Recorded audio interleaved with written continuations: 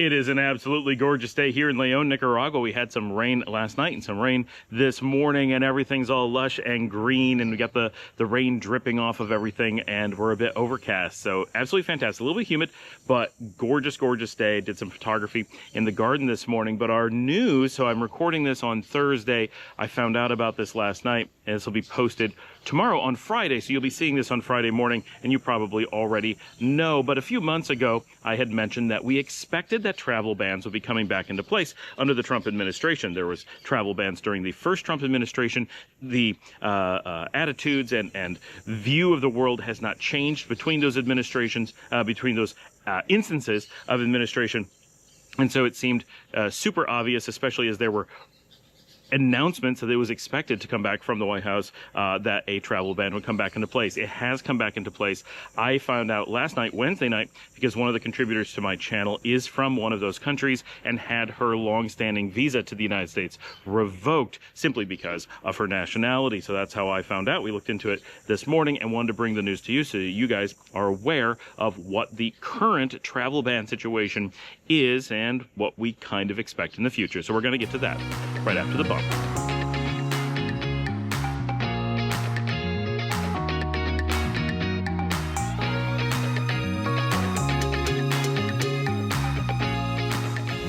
Everyone wants to know who is being banned. So let's start straight off at the beginning with reading the list. There are 12 countries at this time that have been outright banned from entering the United States. Now, of course, it goes without saying that many of the countries on the list are Muslim majority countries, and the timing of this announcement for what is mostly a list of Muslim majority countries coincides with the beginning of the pilgrimage of the Hajj. And so many of these countries are not available to respond in any way.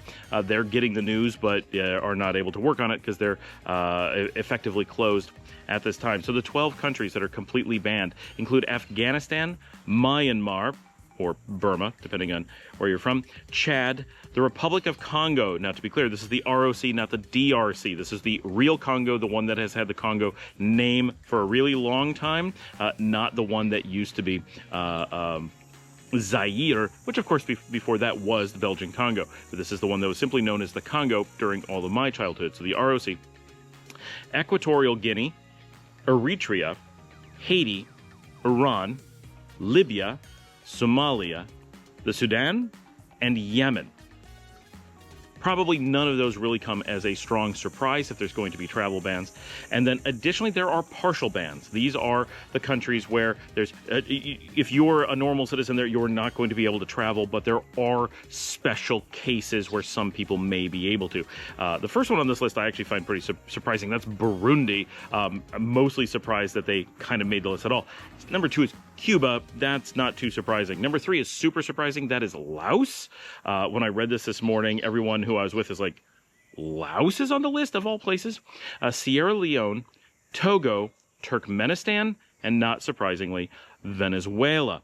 So if you are a national of any of those countries, you are expected to not have the ability to travel to the United States. Even if you have a visa, those visas are all automatically revoked. So these are complete bans. There aren't, in the case of the first 12 countries, there's no ability to come to the United States. If you're in that second list, there is some extremely limited special cases where you might be able to, but realistically, you cannot. So that is the current state of things. Of course, the expectation is, as we said months ago, that the list would start with the normal countries and very likely expand. This is a predicted behavior. There should be no surprises. I know some people jumped on my channel and were very adamant about I was making these things up. There's no way this was true.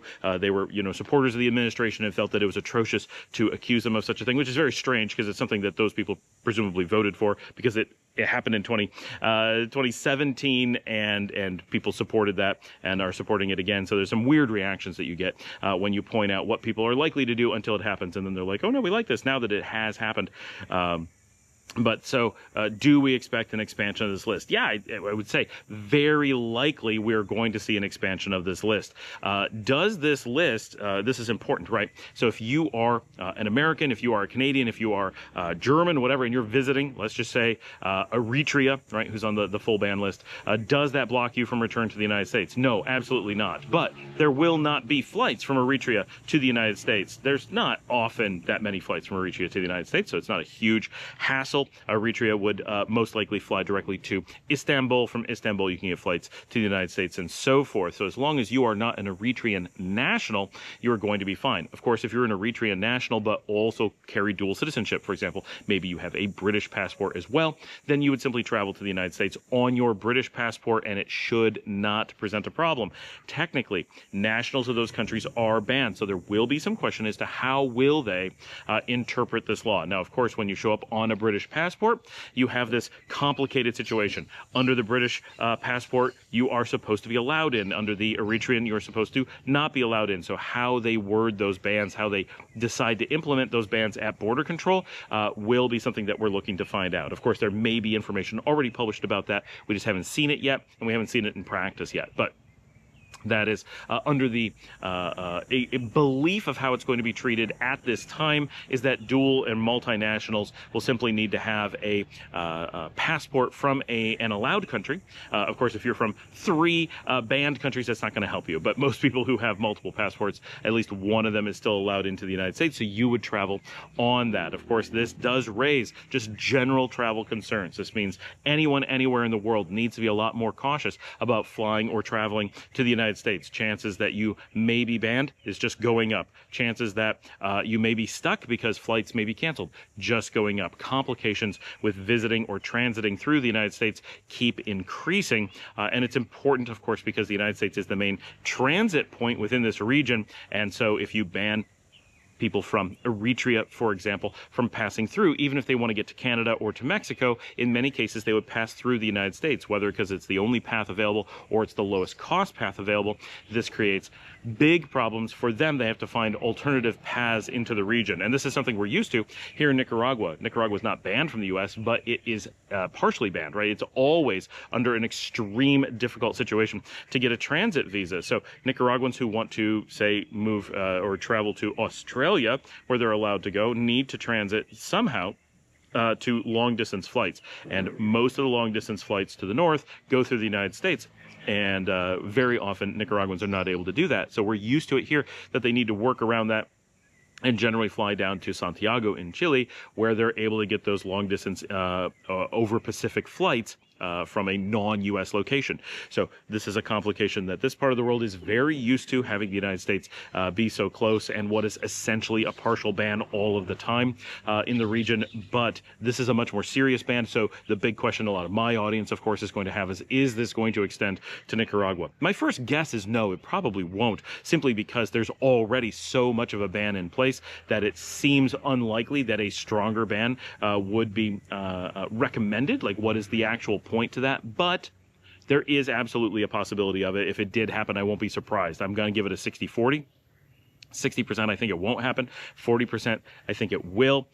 And again, if that ban happens, what's going to happen? One, it's most likely going to mean a cessation to any and all flights that are direct between the United States and Nicaragua. That would be pretty crippling, not because Americans aren't allowed to come here or not allowed to return, but because it would reduce the number of people on those flights so dramatically. I've flown those flights many times, and Nicaraguans do make up most likely the majority of the people on those flights. So that would create a great complication. It also would trap a lot of Nicaraguans in the United States. This is one of the reasons why I think it's unlikely to be something that they do. Doing a travel ban while you still have an ongoing operation to try to reduce the number of expats and immigrants that are in the United States from certain countries, it creates a pretty big complication if you cut off their ability to get flights back to their home country. Now, they did do this partially with Venezuela and with Cuba, so it is something that they're willing to do. And that list of countries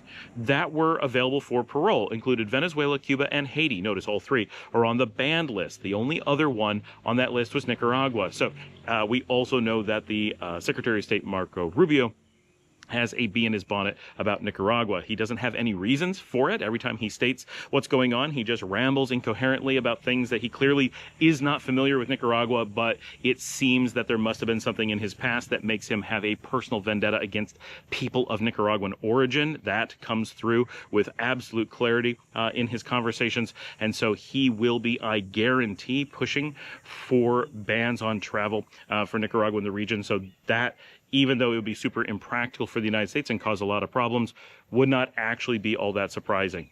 Again, if you are able to travel to the region, traveling by way of Mexico City or Panama City or San Salvador should be quite easy. Of course, prices will go up, demand will go through the roof, those flights will get to be outrageously busy, but we would almost certainly lose the United, American, and Spirit flights that go directly to the United States, and Avianca's direct connections, they would just revert to being all through their hub in San Salvador, almost certainly. So could it be impactful to the region? Yes, it could be. But for those of us who are not transiting back and forth on a regular basis, we may not really notice too much. But for those of you who are interested in coming down to visit, coming down and going back and forth on a regular basis, it could be somewhat impactful. However, during COVID, we went through the same thing. And of course, people figured out workarounds. And that was before I was here helping to find those workarounds, right? I was coming in through Tegucigalpa in Honduras, for example. And later, we started using Liberia and Costa Rica, depending on the reason that there's bans and so forth. Those do work pretty well. And of course, if we end up in a situation where this happens, we will provide guidance on what flights are still available and how to take them and what they're going to cost. We're going to provide information on how to come in through Honduras, how to come in through San Salvador by land and by boat, and how to come in through Costa Rica or Panama. Of course, we will keep you covered, and you will be able to work around it. That won't be the end of the world. And those are reasons why the ban may not be very practical for the United States to go out there and have to defend putting in yet another ban, having to impact Americans being able to go out and invest, go out and travel. Americans are the ones that are heavily impacted in many cases by these bans, not in all cases, so it depends. In the case of Nicaragua, I think Americans would be heavily impacted, and this is not something that they would want to have to explain as to why they're banning travel while workarounds are so ridiculously easy. But it's hard to say exactly what logic is going to be applied and whether this is going to be something that is temporary, like it has been in the past, or something that is going to be long-standing and expansive. But my personal guess is that we are only seeing the beginning of a large-scale travel ban system. They're dipping their toes in the water. They're trying it out by going back after the same countries that they were able to justify many years ago. They're simply repeating that process, changing it up just slightly to modernize. And I think we're going to see another 10 to 30 countries put onto that list in the upcoming 90 days. That is my personal guess. Very hard to say exactly where they're going on this, but we did predict this already, and we did kind of suggest, I think, that Nicaragua wouldn't be in an initial list, but would be definitely at risk. And I think it's very hard to look at the 4 parole countries and see 3 of them on that list and think that this one is going to be long-term excluded, especially given the relationship with Marco Rubio. Thank you for joining me. Like and subscribe. As always, get down in those comments. Let me know what you think. Ask your questions, all that. And of course, I love it when you guys send in video questions, so check our show notes. There's information on how you can take your phone, film yourself, and send me your video so you can be on the show asking a question. That is so much fun when people do that. Also, if you'd like to support me, you can buy me a coffee at buymeacoffee.com/ScottAlanMiller. That comes directly to me. It's like Patreon and helps pay for all these things. I was talking to Paul the other night about all the unbelievable costs that I have. Annually, I have at least 4 different services that are $250 or more per year that I have to pay just to have the licensing and tools for doing the show, let alone the cameras and all that stuff. It really does add up, so I really appreciate the support from you guys. And, of course, we have GoFundMe programs going on, one for Marcela, my producer, who has Hodgkin's lymphoma, and one for Ivonne, our former manager of our hotels, who has a horrifically slipped disc in her back and needs private surgery. All that information is in the show notes. We encourage you to help support those Nicaraguans in their quest to get healthy and back to work and back with their families. And any social media contact or anything you need in the show notes. As always, share on social media, tell someone about the show, watch another episode to help keep the algorithm going. And I will see all of you tomorrow.